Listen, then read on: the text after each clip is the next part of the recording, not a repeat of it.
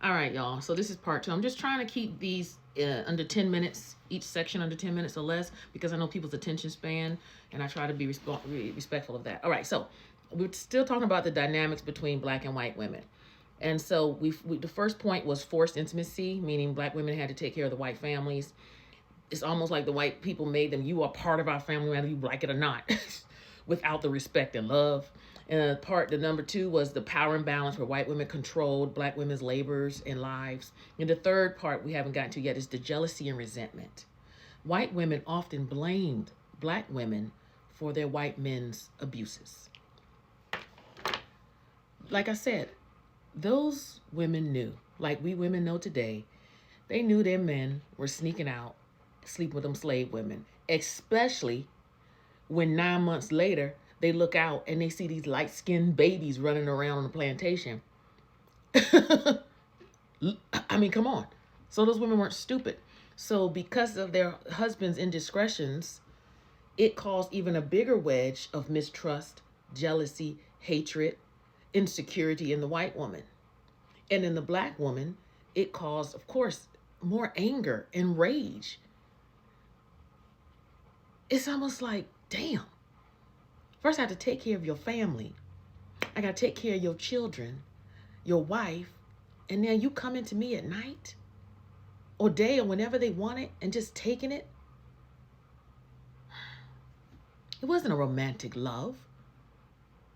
This is what I'm saying. This is what they don't want you to understand. Because they don't want young people looking at their parents saying, Mommy, Daddy, did great-great-great-granddaddy have slaves? Why? They don't want you to have to explain the atrocities of some of your ancestors. But guess what? We all have ancestors in our lives that did not always do the noble and right thing. But you can't change something you don't want to address. Have some courage, for God's sake. The next area that called a dynamic shift in the relationship between black women and white is survival strategies. Black women navigated relationships to protect themselves. We were forced to be survivors. Being a strong black woman comes from generations of strong black women teaching their children to be strong black women, thus teaching their children, and so on and so on. Just like white fragility with some white women is taught from their generations to the next, to the next, to the next. They're taught you should be put on a pedestal. Let's keep going. Let's talk about now the black woman's resistance and resilience.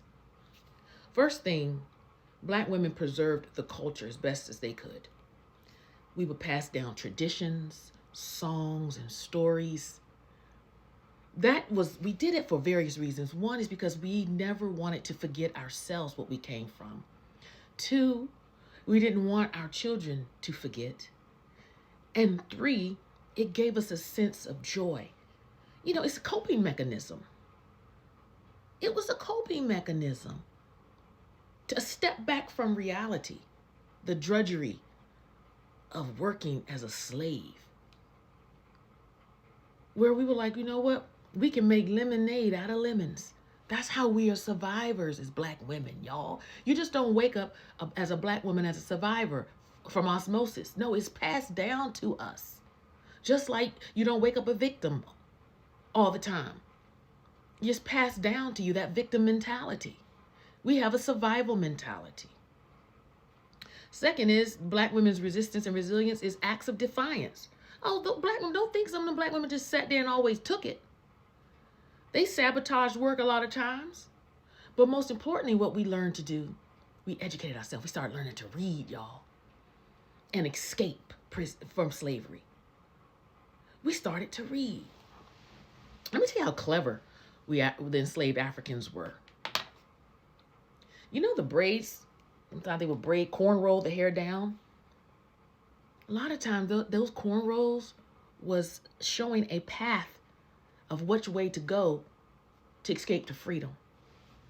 The white man, I guess they just looked and thought, oh, look at them little pickaninnies, look at them niggas out there braiding their hair. No, those were trails to freedom. Not always, but in some cases, yes. Um, Third, strength amidst oppression. We maintain family and community bonds.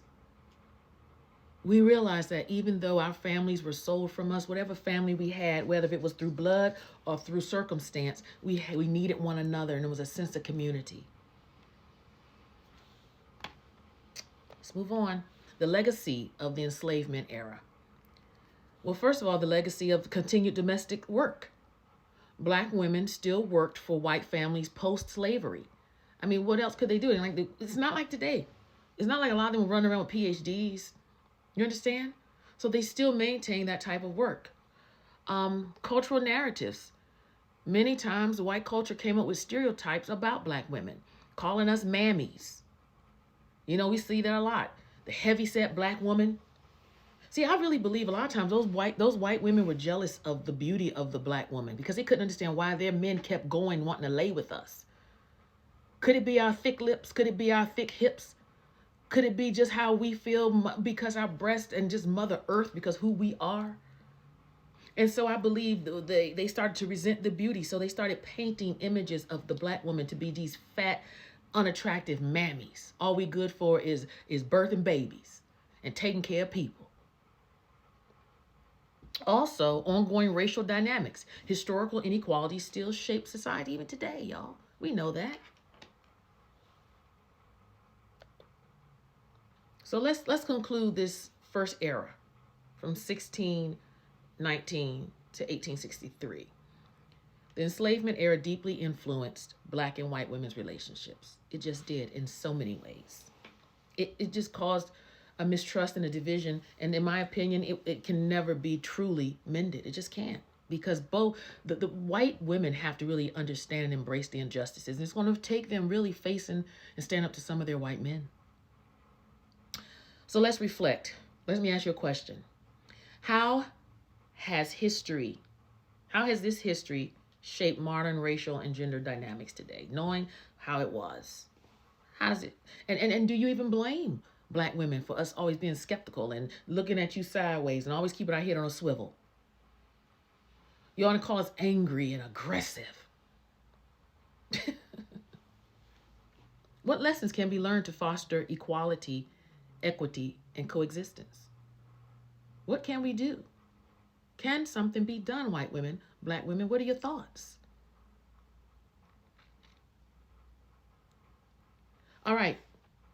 If this is the first era, next era we're going to move into. But listen, I want to thank you all so much. If you enjoy any of what I'm doing, I'm so happy. And if you're not enjoying it, it's because it hit you and you need to change.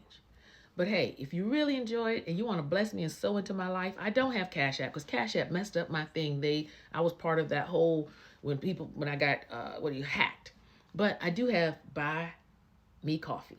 So hey, here's the link below. If you want to buy me coffee to say thank you, Angela, for taking the time to teach this stuff, I do appreciate it. But I don't do it for the money. I do it for my people. I do it for my ancestors, and I do it because I enjoy it. All right, stay tuned. Tomorrow I'm going to post part 2.